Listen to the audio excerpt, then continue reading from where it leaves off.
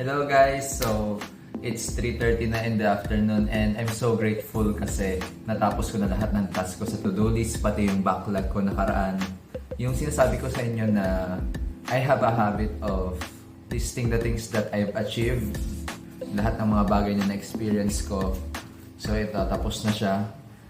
And I listed 25 things that I am grateful for. Let me just share to you a core memory. Have you experienced the feeling of losing someone? Experience ko to I think 2 years ago na yung nakakalipas. Siyempre yung time na yun, sobrang sakit. And hindi ko matanggap, parang ang bilis naman, tapos nawala agad. That moment na very painful for me, alam ko na canon event siya. Alam ko na kung hindi ko na-experience yung ganong klaseng pain, hindi ako magiging kung sino ako ngayon. Grabe kasi sa sobrang sakit nung time na yon. Gusto kong ilaan yung energy ko sa ibang bagay. Siyempre, ayoko naman na ma-stuck sa buhay na ganun. So, grabe, nakakapagbasa ako ng 3 books in a month. Those painful moments, wala akong nafe-feel na regret.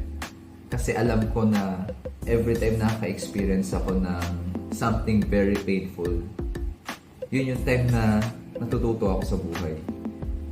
Yun yung time na nakapakadami kong realizations. And I'm so grateful to have them, to experience the full spectrum of emotions. And that's it. This is the day 5 of the Success Blueprint Course 7-day challenge. So see you tomorrow kasi tomorrow we will have self-love.